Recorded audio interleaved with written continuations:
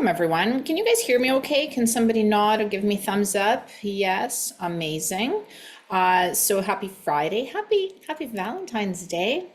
Is anyone celebrating? I think my spouse is out there somewhere getting, I don't know, random chocolate shaped something because I have young children now who keep track and who can tell what time it is and what date it is. So stuff like that is important all of a sudden. I am joined today by a co-host, by a colleague, a friend, Coach Natalie Guevara. Did I pronounce that correctly? You did, and you're like the only person that can do that. That's awesome. Well, thank you. Thanks for being here. Yeah, thanks for Natalie, having me. way back, and I think currently Natalie is the director of fulfillment, client fulfillment at DataFit. Is that right? Mhm. Uh, but I actually asked Natalie to join me here today as we're workshopping things, as I know some of you might have questions or client scenarios to bring, because Natalie has been coaching for a long time. She has, I think, every certification known to humankind. I think she has worked with every mentor that exists. So there, she brings an incredible amount of expertise. And I know in her most recent role at DataFit, she has really been moving into mentoring coaches and onboarding coaches in the company as well. So that's where we're coming at you today. But before we kind of delve in, and we do have something in mind that we can chat about, but I want to actually just see if anyone had any specific questions or client scenarios that we can workshop before. So we could prioritize those today rather than the particular topic we had in mind, which we will probably also get to.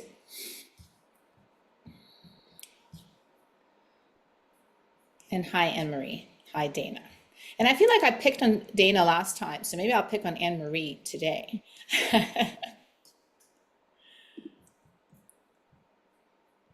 Good morning.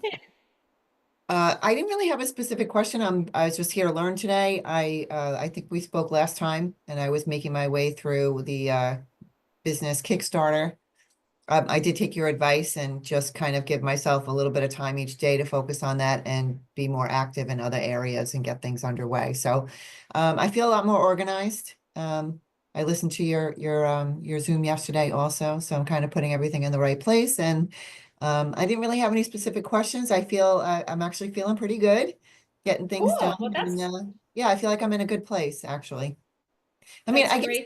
if I had one question to ask, wait, one thing that comes to mind. If I had one question to ask, if anyone could just kind of shed some light on what people typically charge, looking at like individual one-on-one. I do use Pro Coach. That's the route that I'm taking right now. So one-on-one with clients, and then also if anybody does any group coaching, if they would give any insight on that, that I would really appreciate too.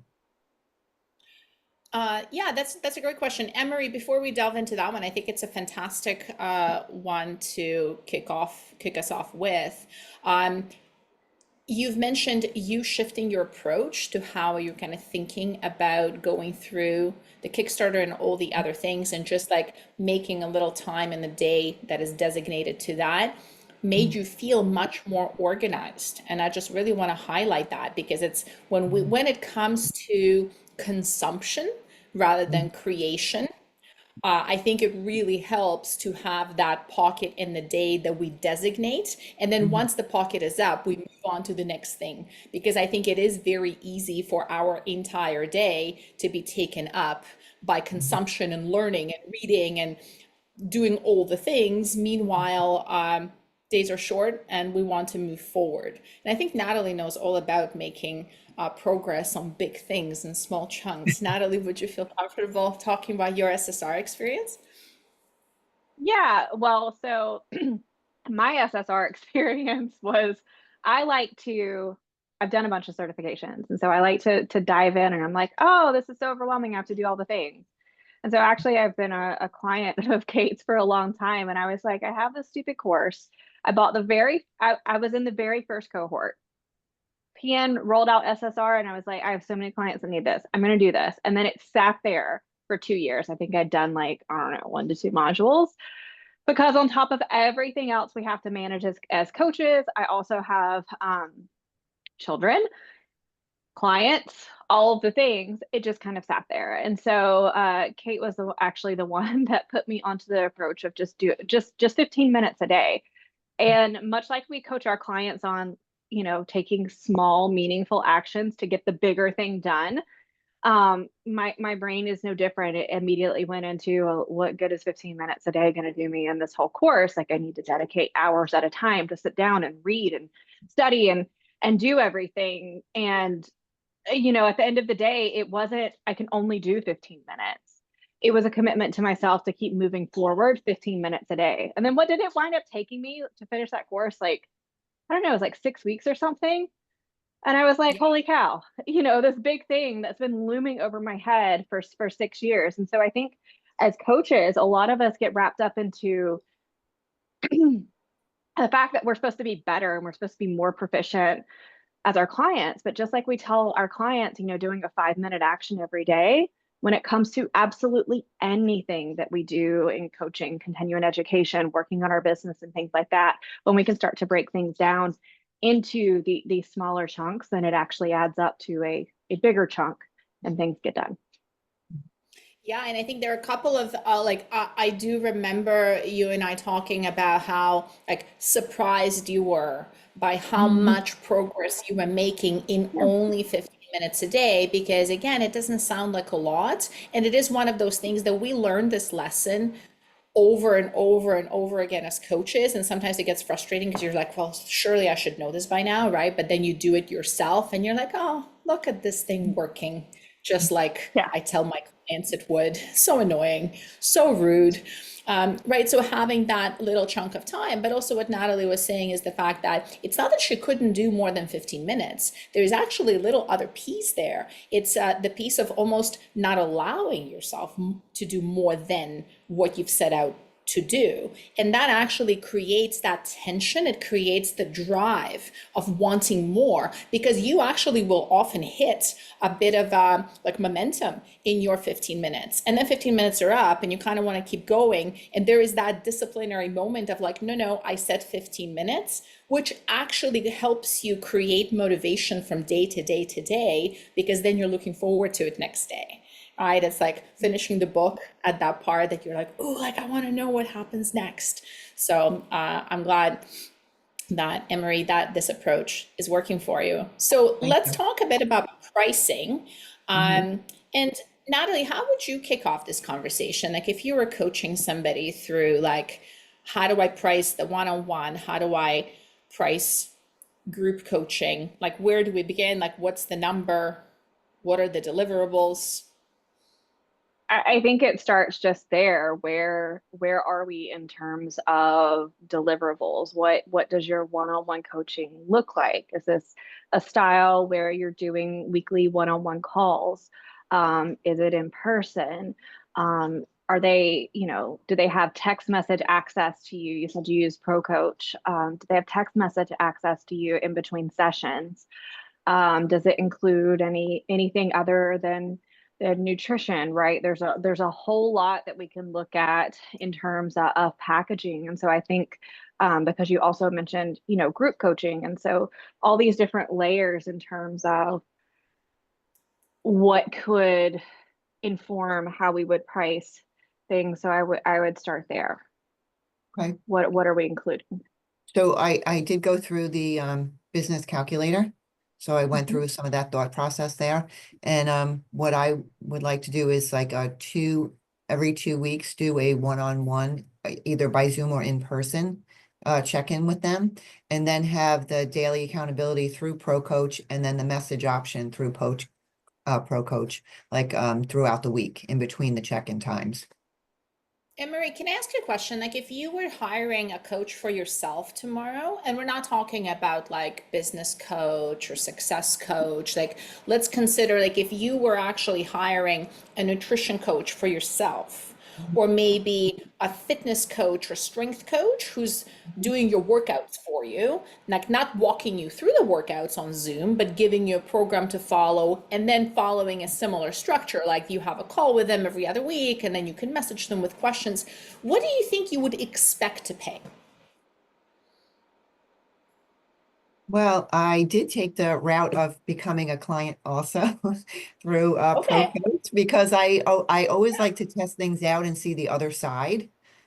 So, I'm paying like $199 a month right now, Mhm. for that service, because I wanted to put it to to test it out and see what it's like for the client side. So I did that for like a month to month just to see. So I know what that is. When I went through the calculator, it comes out to be like 125 is where it comes for a one-on-one, which I thought was reasonable. And I guess I just wanted reassurance that that was a reasonable place to start as a, level one coach with just nutrition, if that seemed reasonable. Well, it seemed reasonable to who? I guess like not being overly confident yet. I wanted some kind of confirmation that it would make me feel good that that sounds like a level one nutrition coach. That would be a reasonable So price for clients to I'll expect. share this, and I know Natalie will sign off on this, but after 11, 12 plus years of coaching and having worked with thousands of women, I will tell you that women being overconfident tends to not be the main problem, Mhm. generally. Okay. Women being underconfident and worried and concerned about kind of how what they're charging and what they're charging it for tends to be more of an issue. Right. So, and I also want to point out that you actually have a pretty tight range there. Like you're considering your pricing to be somewhere between 125 and $200 a month. Would you say? Like you're not actually considering right now charging 500 a month, yes? No, no, no, no. I'm considering the 125. I don't think I'm at I feel like when I finish level two, that the numbers would change. Like I would feel like, I would have more education and more value to add. So at that time, maybe it would change. But I'm just thinking like where I am right now. And I think my suggestion is usually to kind of pick a number that you feel totally comfortable with and then Mhm. increase it a little bit. Okay, okay. Right? Because I find that when we start charging the price that we're really comfortable with, then Mhm. the amount of time that it takes for you to start feeling like you no longer charging enough Mm-hmm. is pretty short. Okay. All right. So I would up it by 10, 15, 20%, where it makes you feel just a tiny bit like, ooh, Okay. maybe this is Okay. one of Natalie's four. All right. One of the Natalie, four. one Yes, of the she's naughty today because we can't just have an entire week of no one nodding and coughing. Um, I think the biggest thing is that you said yes, you will never truly, you will always have a little bit of doubt. But I was a yoga teacher for a long time and I studied under this yoga teacher who actually told me, and I still remember this every time I go into a coaching session or anything I do. And she was like, the first time that I go out to teach a class and I don't have just a little bit of like that nervous feeling, she's like, oh no, I'm done. I'm just done. And I think not that we need to doubt ourselves or we need to doubt our knowledge or we need to doubt our worth, but more just that little urge. Just it just says like I know that I'm human and I always have a little bit to grow and evolve and things like that, and that just keeps us on our toes a little bit.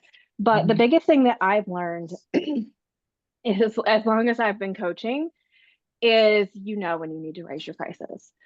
And I think when you are feeling like you're a little bit more of a level one and starter coach, that being able to price yourself to where you feel like you are giving yourself an opportunity to learn from your clients, to learn from the coaching experience, learn what you like and what you don't like, who's a good fit, who's not a good fit.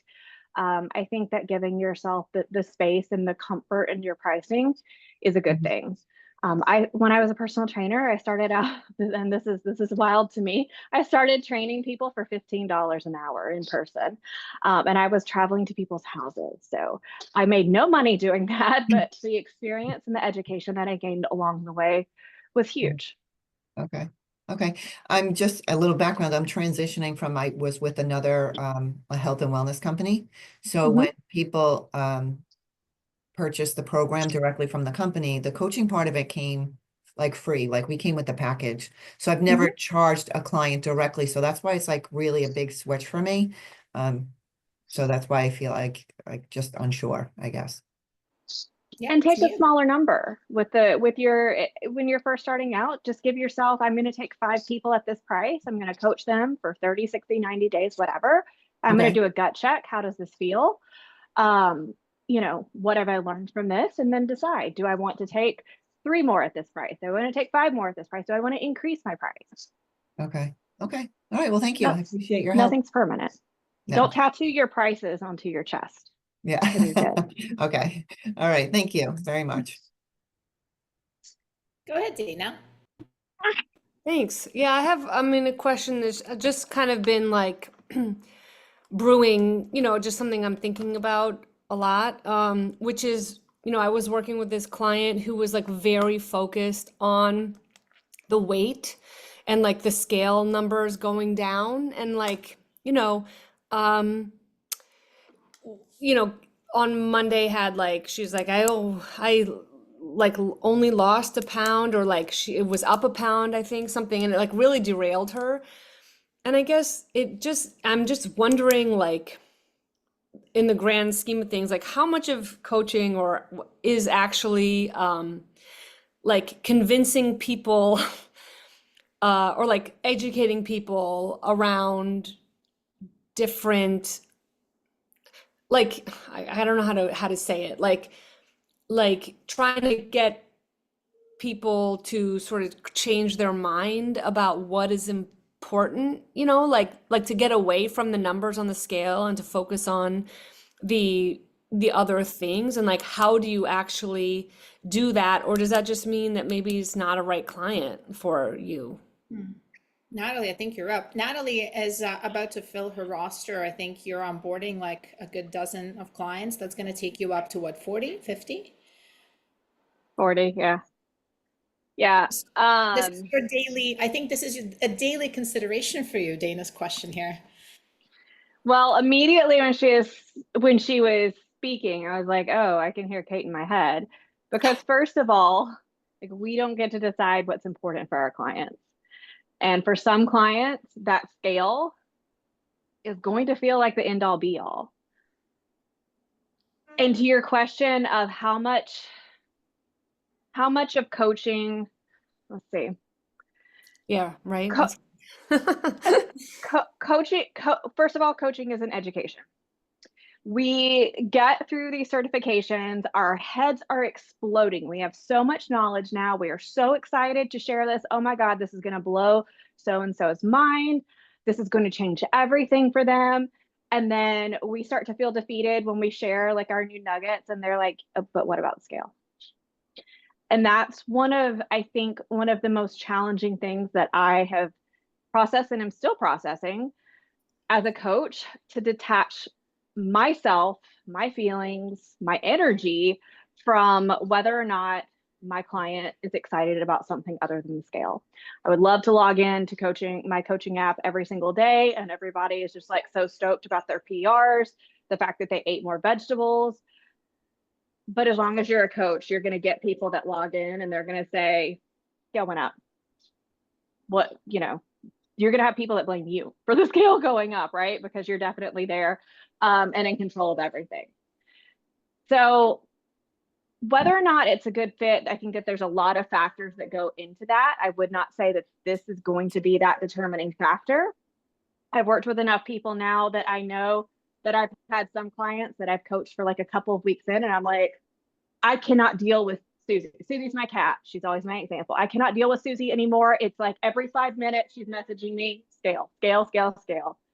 And they've come out to be some of my best clients. because a lot of coaching is holding space without criticism, without judgment, for these people to kind of work through these feelings, to have a sounding board that's not going to judge them back,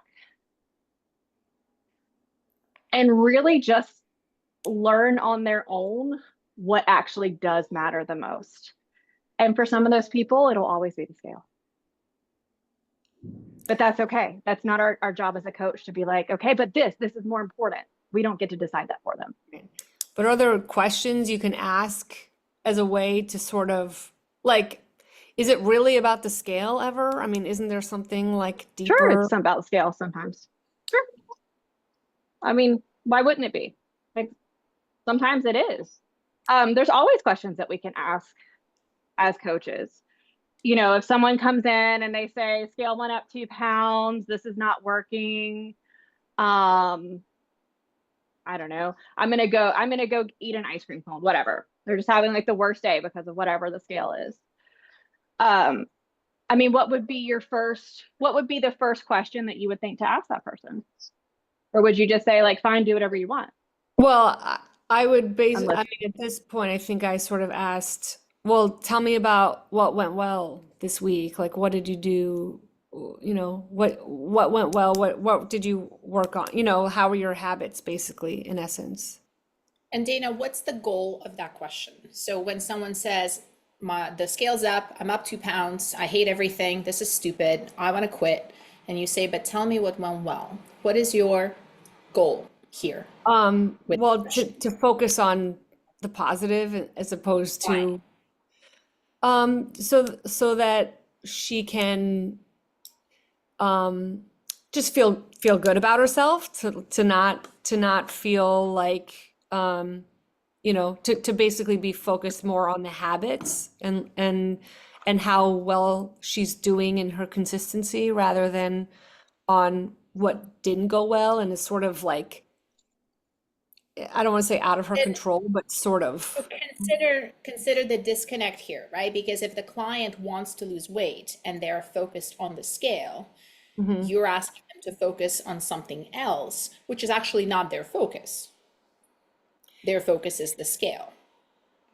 Right. I guess in my head, I'm thinking, you know, as a coach, I can guide people to have different, I mean, to have different focuses. I mean, like, I guess I sort of think like, if you're just focused on the scale, you're going to be constantly, you know, derailed and, you know, and upset. And so why not, if you know, it's like what you focus on, you know, where your energy goes, like it flows, right? So if you're always focused on what's going wrong, you're always going to be seeing what's going wrong.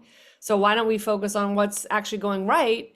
And then, you know, and so that you can feel proud of yourself instead of upset about, you know, a pound of weight, which is, there's like a million different reasons why a pound of, you know, it's like your life is going to be so, yeah, I mean, you're going to get derailed every week because it's going up and down one week. Like, let's, you know, I don't know. I guess that's my thought. Like, why focus on that?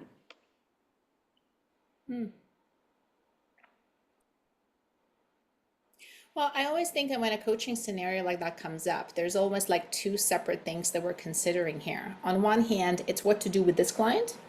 And on the other hand, what is the bigger pattern, right? Like, what is a bigger thing here? Right. Like, so with this client, like, how do I handle this situation versus, well, are weight loss clients even for me, right? Like, Right. maybe I'm a weight loss coach. Like, I'm not a weight loss coach. So Right. if somebody comes to me and they say like, it's 20 pounds by July 1st or bust, like, that's not a good fit. Like, I'm just Right. not going to take them on because that's not of interest to me. That's not something that I feel passionate about. That's not something I think is important, which is actually would be a huge disservice if I then took them on as a client, because what they think is very important is not something that I think is important. And that's not how it should be, right? And there's going to be plenty of coaches who think that weight loss is an incredibly important, interesting, exciting goal, and they can lead that client there. Right. Right. So as Natalie was pointing out, I don't think like the one client will necessarily be pointing that to you like, well, maybe I'm just not a weight loss coach in general. Maybe Yeah. that's kind of one person.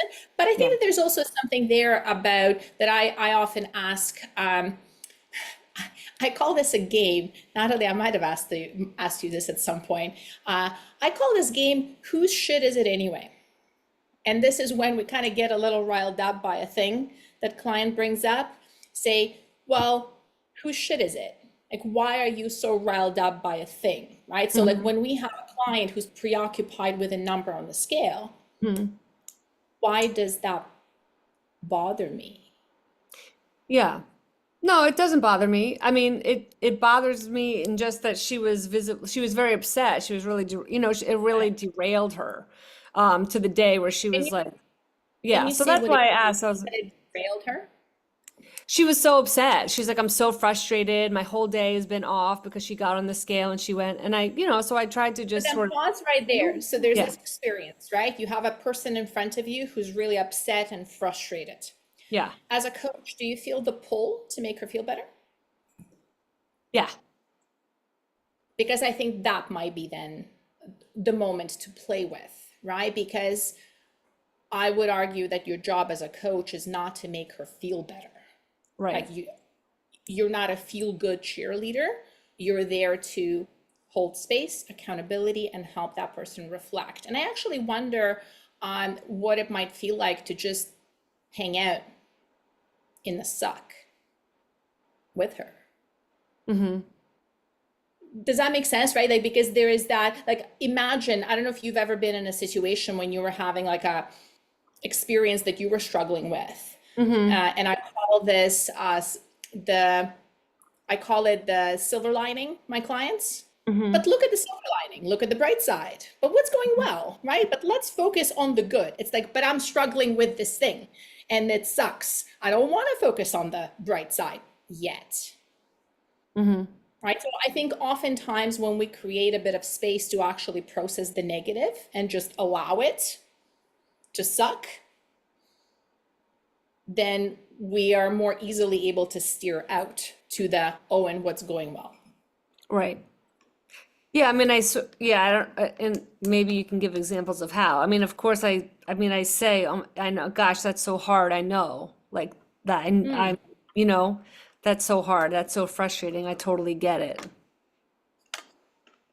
I think, well, first of all, I get really careful about excuse me, telling someone that I get it or that I know that it's hard, because a lot of my clients struggle with things that I've never struggled with. And so I get really careful about that languaging, because in building, like, I can never guarantee safe space for anyone, but trying to create like brave space for clients to literally share their shit with me. It is all about, I don't even remember, Kate used this language, so I was talking about the hierarchy. Like, I don't want to create too much of a hierarchy, but I also am a little bit further along than most of my clients have been. And I think what I've learned both in my own personal health journey, as well as coaching every single person, is the number one thing that keeps every single person struggling the most is their inability to cope with uncomfortable situations. And this is human nature. This is not weight loss. This is not trying to get a pull up. This is not anything specific to that. But just as human beings, like as a survival, we're hardwired to seek comfort and to avoid change and all of these things. And so while we recognize that part of our job as a coach is to help them see their bright spots so that they can lean into what is positive and what they're doing well, sometimes as coaches, we get uncomfortable with our clients being uncomfortable, and we turn into Minnie Mouse. And it's like, okay, but what might be more supportive of this client is actually helping them be uncomfortable and not have to do anything about it, because you're saying that your client like completely went off the rails not because the scale went up. The number is neutral, number is nothing, but because the client was uncomfortable, the scale went up. And that's actually her struggle. It's not, it has nothing, like you said, like it's always deeper in the scale. Like, no, sometimes scale's just always going to be there. But our ability as a coach to shift without them knowing that we're shifting. We don't tell them like, hey, let's focus over here, because they don't care. But that's our area of opportunity as a coach, I think. It's the magic beneath the stuff. So then saying what? So then can you like, what would you say? That's what Kate just said. Like, can you just be quiet and like let them, I mean, that's uncomfortable for a coach. That's uncomfortable for a client. I guess I'm curious if we get, like, if we look at what the pattern is, and is there a pattern? Has this person gained weight as a blip? They've been losing weight for 2 weeks, 4 weeks, 5 weeks, and then the scale has gone up? No, I mean that's the thing. It's just like it was a short thing. We only worked together for 5 weeks, as like a beta, which I also realized that like moving forward, I'll work with people for at least 3 months because I just don't know that 5 weeks is really enough, Right. for me. But and for the client, honestly. But yeah, so she just had this goal to like lose weight before this cruise, and the week before it was like she had lost a half a pound and she was excited about the half a pound, and then the week after now she's gained a pound. So she's been steady. She did say that she like measured her inches, and she, at least the week before, she had lost an inch. I think the expectations were just a little, I think she really expected to see like 5 pounds in a week go down. Right. Well, and I think you notice this is one of those scenarios, like as you give us a little bit more detail, I'm leaning even more into, wow, I really don't think there's anything to fix here, because the amount of learning that I'm hearing even from you, right? Like, so what did we learn? We learned that this client went in with unrealistic expectations. Cool. That's a huge takeaway for you as a coach, isn't it? Right. You're walking away realizing 5 weeks is not enough for me, Right. for the client to see results. And I mean, I say the 4 to 5 week period of time is almost meaningless for Yeah. menstruating as Right. well. Like, right, like if we were talking maybe about 21-year-old dude, like, right, like, but if we're talking about women of childbearing age, 4 weeks, like kind of one menstrual cycle, like there can be so many fluctuations. So without knowing where that even Yeah, she's in pops menopause too. Yeah, she's in the menopause. menopause, like, right, like, so this is like, you notice those were the two big ones, like that Yeah. itself was worth the 5 weeks for you. Unrealistic expectations, because if you have somebody going in expecting to lose 5 pounds in a week and then they don't and they're disappointed, well, is there anything for you to fix as a coach? No. Right. Apart from maybe the unrealistic expectations at the beginning, at the outset. Right. Yeah, thanks. Yeah, absolutely.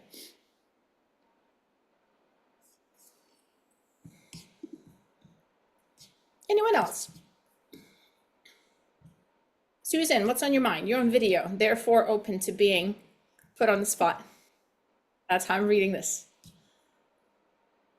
I just need to unmute my dear. Yep. There you go. Actually, I'm mostly just here to listen today. Oh. I don't have anything specific that I wanted to address, so. Great, thank you. Always an option, and welcome. It's nice to have you here and to see your face. So one thing that Natalie and I wanted to chat a little bit about, because this is something that her and I have talked about a number of times, and I think a lot of you will be able to relate and maybe reflect on, is what I call the we language. And the we language is what I often point out to coaches I work with when we start weeing the client. Does anyone know any weeing couples in your life? When there is no I, there is a we. It's the we only drink red wine. We vacation in Florida every winter, and you can't quite tell if it's the royal we, right, like the Henry the Great, we, or if it's actually them speaking on behalf of themselves and their partner. Of course, it's usually the latter. But it might be cute, endearing, or obnoxious, depending how you feel about it, when your friends do this on behalf of their spouses and partners. But I think it actually can be quite insidious when we coaches do that. We coaches. And this is where I want to also distinguish between the appropriate use of we coaches, the appropriate use of we, and the we that we use to diffuse responsibility of the client. And you might hear yourself do that in a coaching call or a coaching conversation when you take the focus off the client and you start talking about how, well, we are working on weight loss.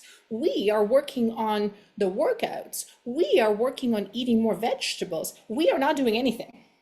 The client is eating more vegetables.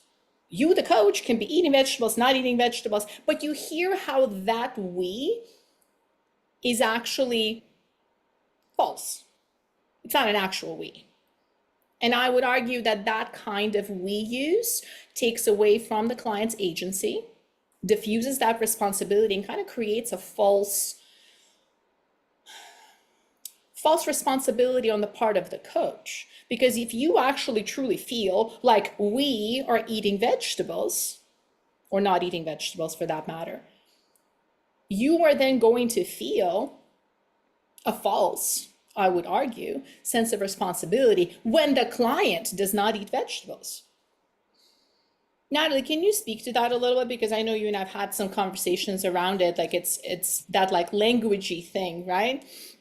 Yeah, this is a tough one, because, and I still, a couple of weeks ago, and that's how we got started on this. I was messaging Kate, and I was like, I can't tell you how many messages I've had to rewrite because I still want to we these people.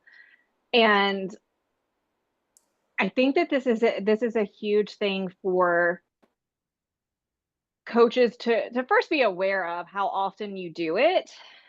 And for me, really, it was checking in with the why I was doing it, because the more I became aware, whether it was verbal or it was a message, when I started to shift you into we, and what was going on specifically with that client, and this kind of ties into that scale conversation too, what was going on with the client and what was going on with me personally, where I felt like I needed to pull the client back into a collective we, versus continue to empower them to be autonomous and allow them to fail, make mistakes, and do things where they could stand in their own power and be honest and take full responsibility for their actions. Because there's not a single client that I have that lives in my house that I'm, holding the fort for them, or lifting the weights for them.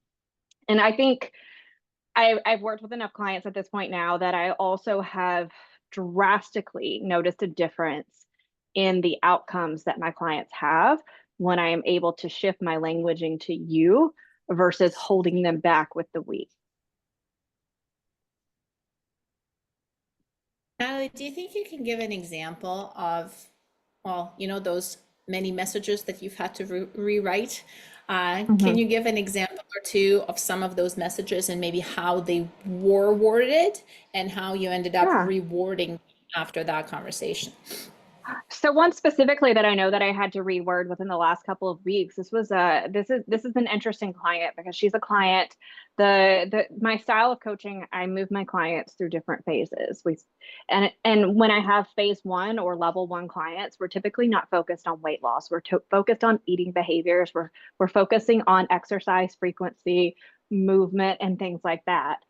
And so a lot of the coaching work in there is actually supporting the client to start to take ownership over their own actions, and to self-monitor and become aware of patterns and behaviors and things like that.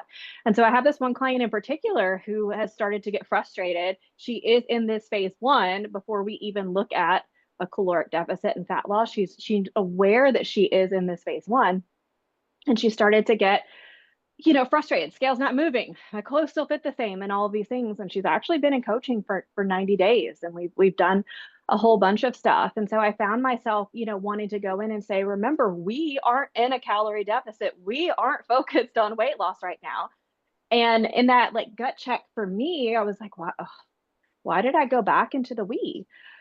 And it was very, very apparent for me, the fact that this client has had a rocky 90 days, multiple different things have been happening, but I started to, review her progress and I'm like, wow, we've been here, for a really long time. And so I could feel that scarcity as a coach, like, oh my God, I've got to get this client like something. And so it was a clutch back into the we, and I had to go back and completely rewrite my message. And it's like, no, it's still not a we. She's doing the things and I have no control over her behaviors, her day-to-day actions, or any of the things. And there were a lot of we's in that message that I had to delete and turn into you. But I think it happens to me a lot over the scale. Well, the we, like, if I think of the coaches that are more likely to use the we language, it's almost exclusively women coaches. Mm-hmm. They're incredibly well-intentioned coaches. And they're also often folks who have some people-pleasing tendencies, who like to avoid confrontation, right? Like, so there is this like communal ownership of the behavior or the habit, which again, it rests on the false assumption because it is not communally owned. As Natalie pointed out, none of the clients live in her house. And I will also point out that this like weeing thing comes up in interpersonal relationships too, and that can result to misunderstandings and just misleading like responsibility attribution. Like if anyone has ever had a conversation about, it's like, so honey, are we taking out the garbage today, or are we planning the trip, right? It's like, so who's the we? And which part of the we is doing what? Because I've worked on this that languaging is long enough that it's a joke in our house. And so I will say, we are going to do such and such. And then I'll just look at my husband and say, and by we, I mean you. But it is very much one of those things of just avoiding being direct. And I think in coaching specifically, there is this level of discomfort with the coach. Like, this client's paying us. This client is sharing with us. This client is, we feel, because this shouldn't be the case, reliant on us changing their lives. And so we start to internalize this responsibility, and it's like, oh, we got to create like this safety blanket, this we. But regardless if your client is paying you $10 or $1,000, it's still a you, it's still a them. And I think 9 times out of 10, the weeing comes out when the client is not being consistent with the specific behaviors that have been discussed, and therefore the results have either stalled or reversed themselves in nature. The coach might then feel responsible for that, and the we comes out. Mm-hmm. And then you start to How does second this guess land? yourself. Yeah, Dana, go ahead. Yeah, well, just a quick like clarification or like question, I guess. But if you say something, is it accurate to say like, but if this thing doesn't work, like we will tweak it? I mean, that's correct. Sure, I and I mean, think because that's you're the like, difference between, is it an appropriate use of we, or right, am I diffusing responsibility? Because we will tweak the plan. right, We okay, will work out another plan because we are partners, right? Like, I am your right, guide, you're my client. We are working out the plan together. And if right, this doesn't work, if you, Dana, have trouble or are struggling meeting specific daily practices that we have established, if you struggle, it's difficult, it's not consistent, then we will change the plan right, together. okay. Yeah, that's what I thought, but I just wanted to clarify. Yeah. But were you asking some about, I mean, I think it makes a lot of sense. I mean, I think it's a good sort of call out to be aware of. Yeah. So Susan. it's helpful.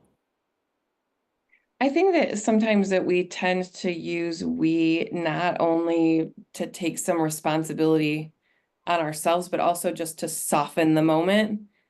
And I'm not suggesting that softening things is a good thing. Sometimes we soften because, like you're saying, we feel bad for the person, or we feel like there's emotions there, and in some way we want them to feel better. And so we're softening things with we, when what we maybe really need to do is get deeper into the you, and what action Right. steps you have taken, and what, brought you here, not us here, Well, So, Susan, I think that is very astute of an observation, because I do talk about how it is a challenging line to ride, right? Because if you take the we out completely and we turn into you and I, right, it actually takes skill to not then turn this into a finger pointing attack, right? Because then it becomes, well, you and I and you, right? Like, because again, in couples counseling and in effective conflict resolution, we talk about using I language, right? So that can be, I think you're absolutely right. So we often comes out when we feel the need to soften. And this is where I would argue that the appropriate coaching application would be to figure out, how do I soften without pulling myself into this? Because we are not eating vegetables, right? Like you, Susan, are working on eating more vegetables. So I don't want to say, well, you, Susan, have not been eating your vegetables, have you? Right? Like, because that's not helpful. Like, that's accusatory. So then my challenge now as a coach is to use my skills of communication, of motivational interviewing, is to deliver the message that I'm trying to deliver while softening it. It's the, how am I going to be direct without being an asshole?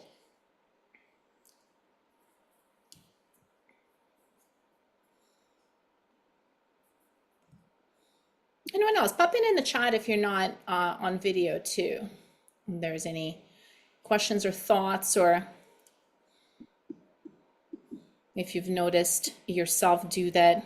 And I will say right away, like as soon as we talk about something like this, you might immediately notice yourself do it.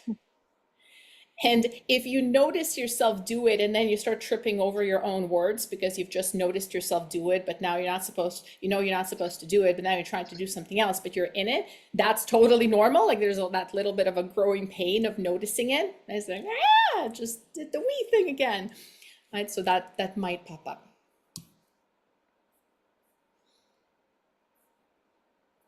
I've been working on it for years.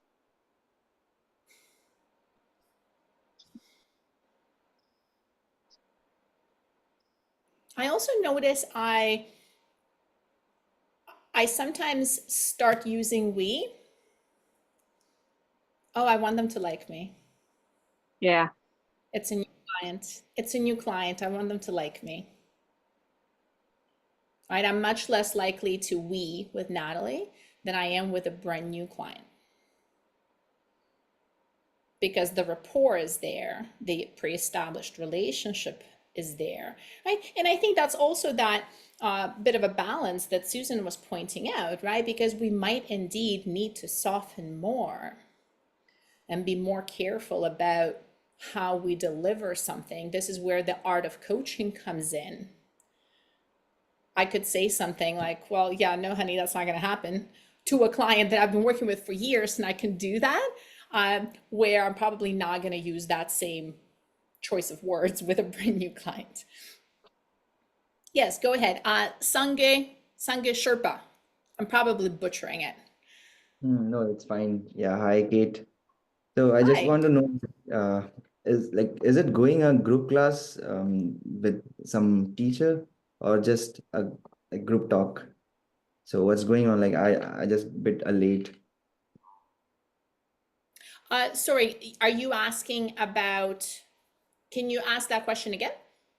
Yeah, I'm saying, are we doing some just group class? It's Like right now? yeah, what I mean, like any teacher is there or just we like just randomly let's speaking with some any Well, topic. so you're talking about these coaching calls, yes? Yeah. Yeah, so the Coaches Connect are weekly coaching calls that are facilitated by one of the master coaches at Precision Nutrition. So I am one of the master coaches. Jeremy Fernandez is another master coach. Today I'm joined by Natalie, who is a master coach of her own, working for DataFit. I've introduced her earlier. So you are more than welcome to join one of these every single week. And we tend to workshop question scenarios that fellow coaches bring. And sometimes we will bring a topic like today. Great. Does that help? Awesome. Yeah, it is. It is. Love to see your energy. Perfect. It's Well, really thank you. inspiring. Good. Yeah. So anything, if I have question, like I'll just raise my hand, right? So, and Yeah, you can ask if you have a question, you can ask one right now. okay. So as of now, to like, I don't have, yeah, if I will, Cool. Yeah, but you absolutely, you can pop in the chat or you can just raise your hand just like that. You got it. sure. Anyone else? Thoughts, observations, experiences? Well, I was just gonna, I mean, I guess it was mentioned, but I think it's also just a way, Natalie, I guess that's what you were saying, like to sort of make the client feel less alone in what, in their progress or on their journey of doing these hard things. I mean, I don't know if that's exactly what you said, but I think that's sort of, if I think about why I would say that, it would be sort of like, I'm here with you, you know? Mhm.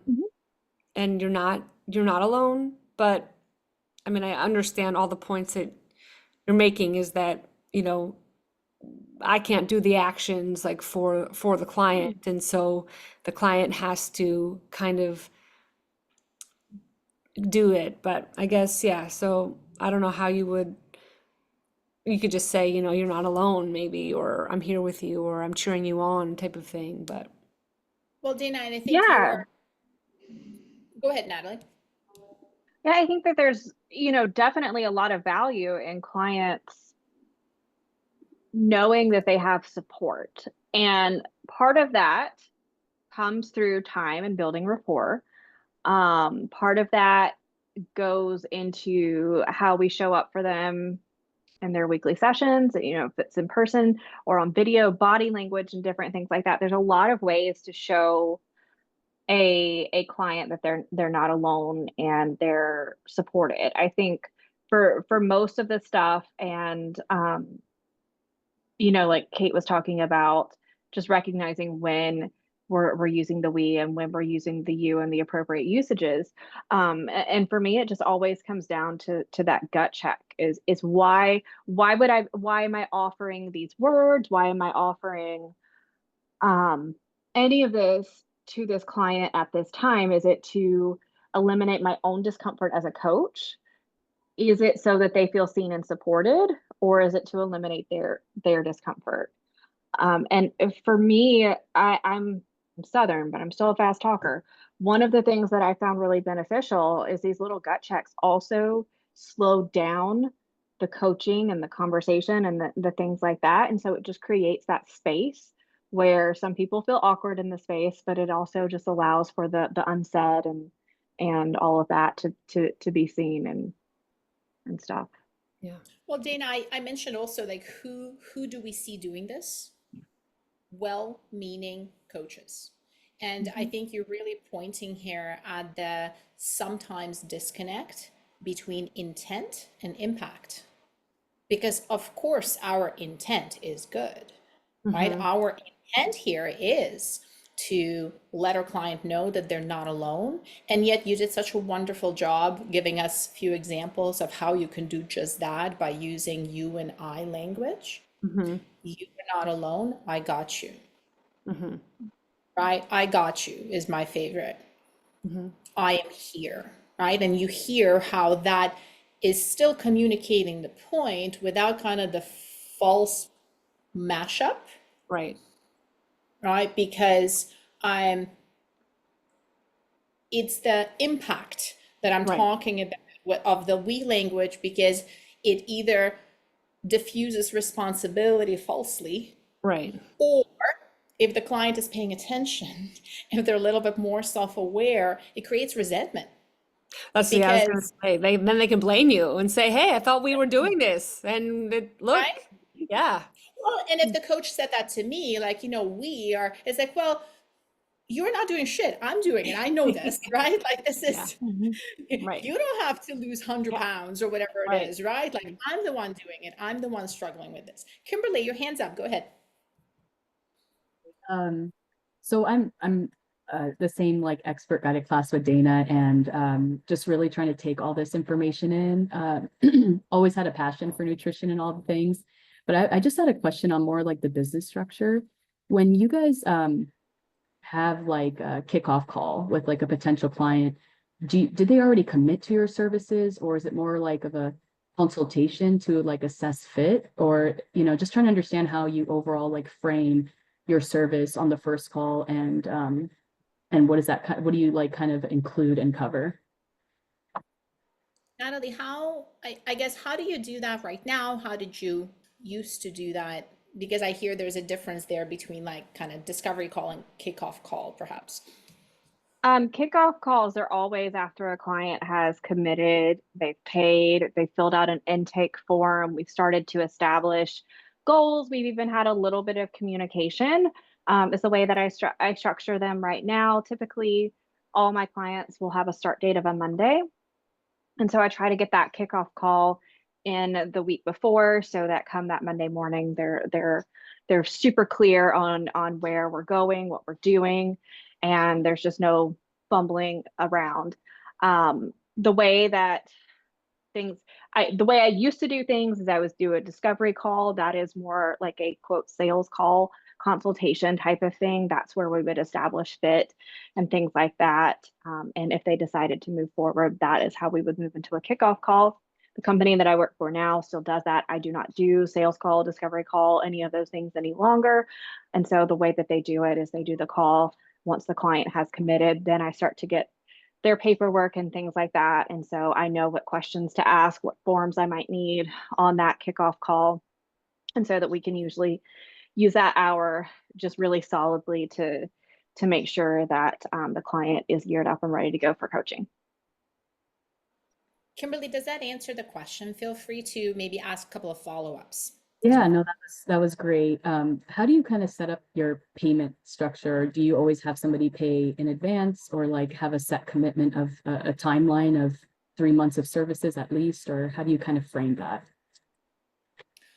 So the way I do it, there is usually an agreement. I never work with anyone for less than 3 months at a time, and 90% of the time I work with people for 6 months at a time, like at least.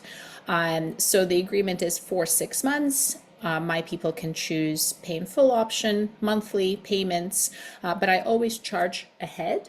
So let's say if someone's payment is on March 1st, that payment is meant to cover the coaching services for the month of March. So that way I'm never running after people, I'm never hunting for payments, and if they are choosing monthly payments, they are going to be on a pre-authorized payment plan. So it is done automatically. Kimberly, does that help? Yeah, and just curious, is that payment structured through ProCoach or a separate system? ProCoach does not handle payments. So Okay. if you use ProCoach, you will also be using a payment processor separately, whether that's Stripe, Moonclerk, PayPal, or something similar. Okay. And then Thank Natalie, I you. think DataFit, you guys charge per month, but there We is do. like a 3-month agreement, yeah?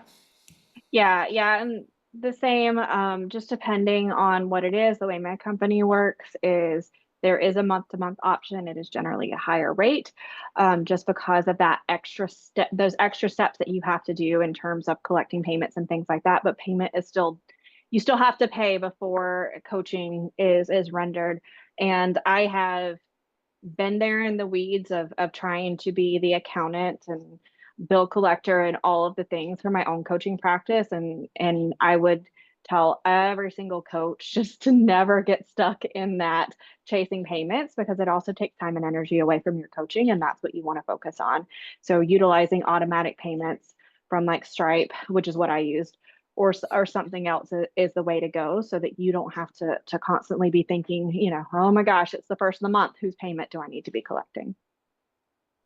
Well, thank you. And then when you said commitment less than 3 months, but agreement is 6 months, can you clarify that? So we have a month-to-month option. Most of my clients will sign on to work with me for 6+ months, which is the way I prefer it. So my company actually will give clients a lower rate per month if they do a 6-month agreement in order to facilitate that. Well, thank you. Okay, well, it's that time, y'all. I always say time flies when you're having fun. This is great. Natalie, thank you so much for your time and expertise and the wealth of coaching experience that you brought today. And thank you to all of you asking questions and participating as usual. Our next Coaches Connect is next week on Wednesday, February 19th at 9 a.m. Eastern. So I hope to see some of you there or all of you there. And I will see you next time. Have a good weekend. Thank you.